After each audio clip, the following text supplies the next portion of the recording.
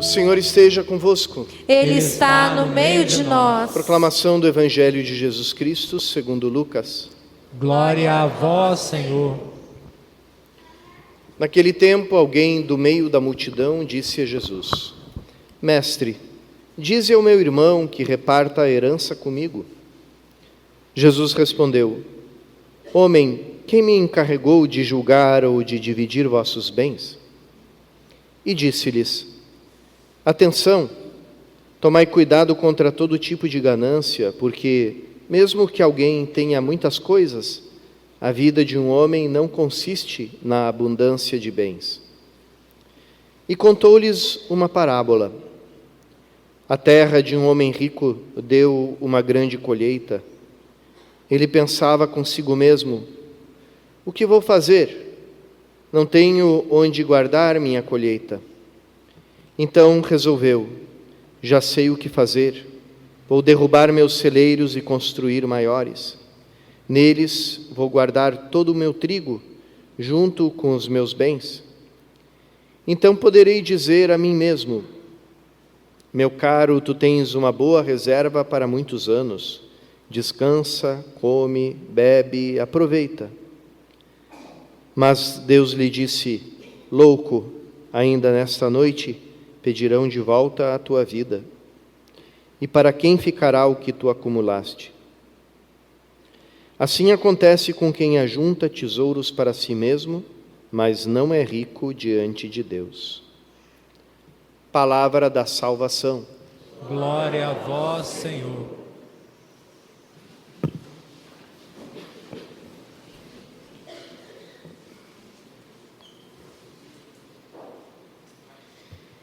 Queridos irmãos e irmãs, Jesus aproveita uma daquelas perguntas e pedidos sem noção que às vezes faziam para ele, né? E, como sempre, para dar um ensinamento, Jesus fala aqui sobre o perigo do apego das riquezas. A riqueza em si mesma não é uma coisa ruim. Muitas vezes citam de modo errado a Bíblia dizendo o dinheiro é a raiz de todos os males. O que diz na Bíblia é o amor ao dinheiro é a raiz de todos os males. Então ali é um problema do amor. É aquele problema que Jesus já dizia no Sermão da Montanha: não podeis servir a dois senhores, porque quando se serve a dois, ou se descuida de um e cuida do outro, ou vice-versa. E não podeis servir a Deus e ao dinheiro. E, no entanto, o dinheiro, como a gente sabe, no nosso mundo é o grande ídolo, o falso ídolo, que pede todo dia sacrifícios humanos de todo tipo e que é capaz de escravizar profundamente uma pessoa. Esses dias assisti um filme que recomendo para vocês, uma boa reflexão, se chama Todo o Dinheiro do Mundo.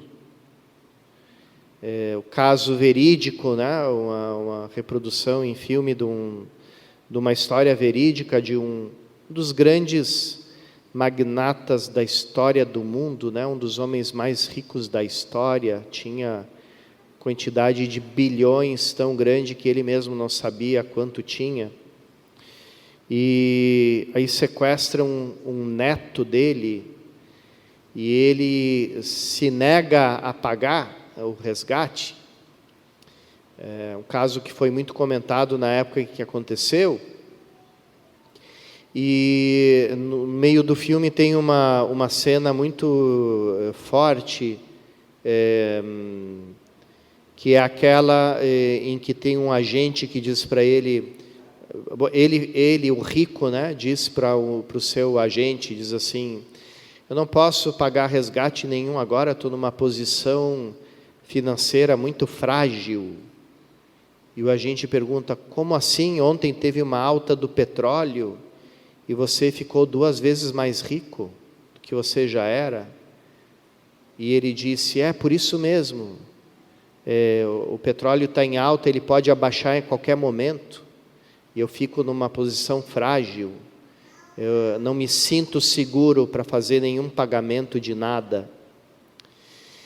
E aí o agente pergunta: mas quando é que você vai se sentir seguro, né? Você tem bilhões e bilhões na sua conta, quando é que você vai se sentir seguro? E ele se aproxima do agente, arregala os olhos e responde: quando eu tiver mais.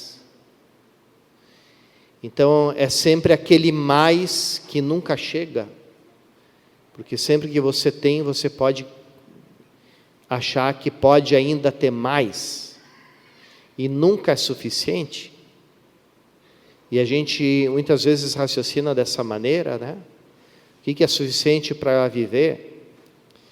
Comida, água, sono, talvez um teto, mas aí vem depois uma casa, e vem a saúde, e vem os remédios, e aí vem o plano de saúde, e aí vem o seguro de vida, e aí vem a escola dos filhos, e aí começa, né, os investimentos com o dinheiro, e você compra coisas com dinheiro e gasta mais dinheiro para manter as coisas que você comprou com dinheiro, e aí vai, nunca termina, nunca termina.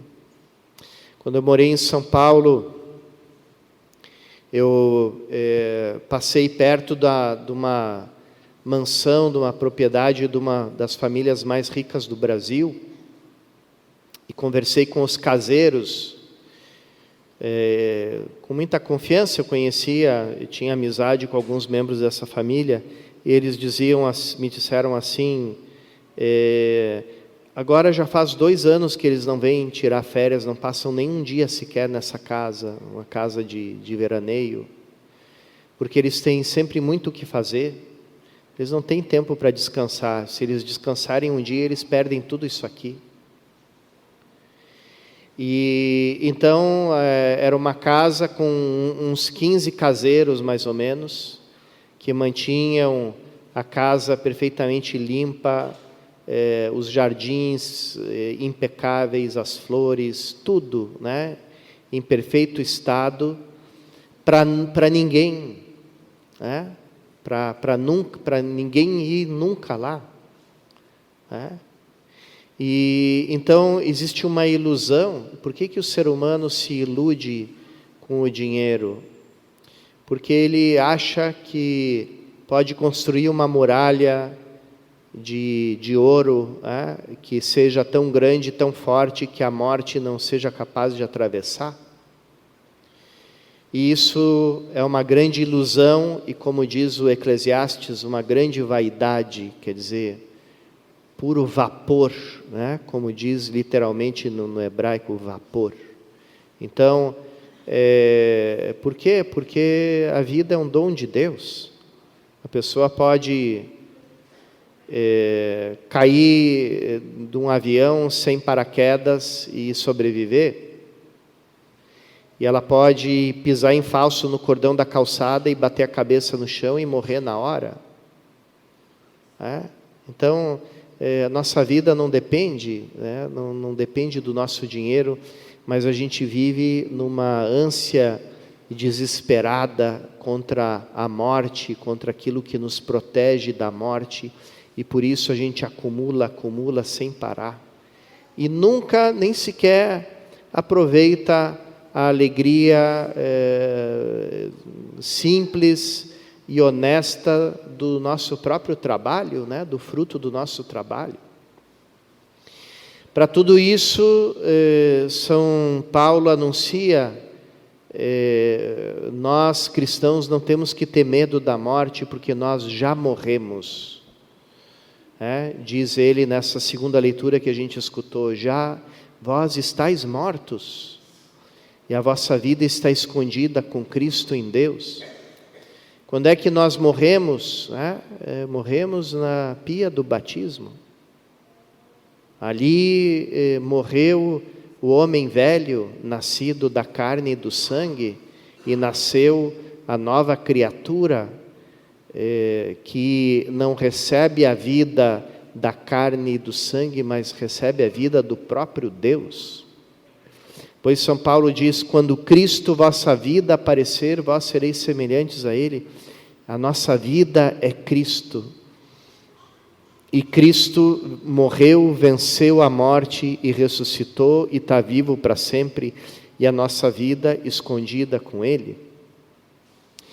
No tempo cronológico, a gente ainda não morreu e não ressuscitou, mas sacramentalmente, ou seja, segundo a realidade mais profunda das coisas, que só a nossa fé é capaz de ver, nós já estamos mortos e já estamos ressuscitados, e por isso somos livres para não nos escravizarmos por nada do mundo, por dinheiro nenhum.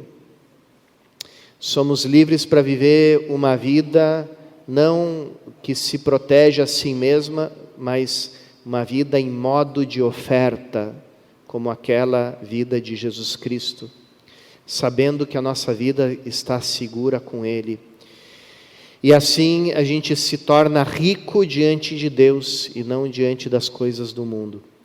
Vamos pedir a Jesus, que é na Eucaristia a garantia da nossa vida, e dessa nossa vida de ressuscitados e o alimento verdadeiro da nossa vida nova, do homem novo, que nos faça, como diz São Paulo, entregar à morte as coisas da terra e ter o olhar nas coisas de Deus, onde está Cristo junto do Pai.